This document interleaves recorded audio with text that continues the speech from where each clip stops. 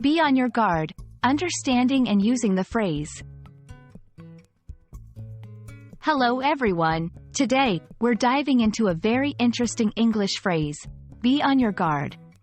Understanding this phrase can add a lot to your communication skills, especially when talking about caution or vigilance. So, let's explore what this phrase means and how you can use it in your everyday conversations. When someone says, be on your guard, they are essentially advising you to be cautious and alert.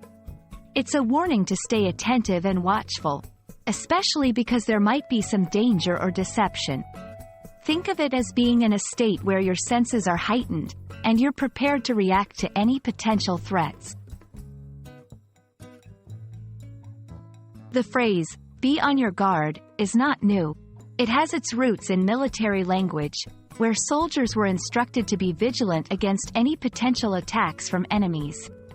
Over time, this phrase has been adopted into everyday language and is used in various contexts, not just military or combat situations.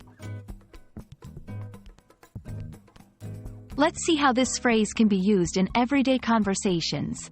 1. In personal safety, when you're walking home late at night, always be on your guard.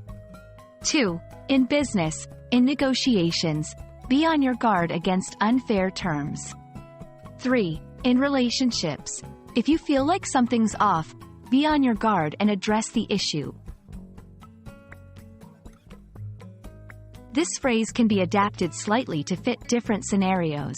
For example, being on your guard in social situations. Sometimes, especially in unfamiliar social settings, it's wise to observe first and share cautiously. Being on your guard online. With the rise of internet scams, it's essential to be on your guard when sharing personal information or clicking on links.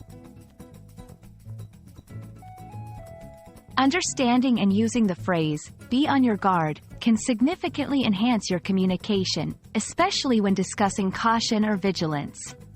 Remember, it's all about being attentive, watchful, and ready to act if needed.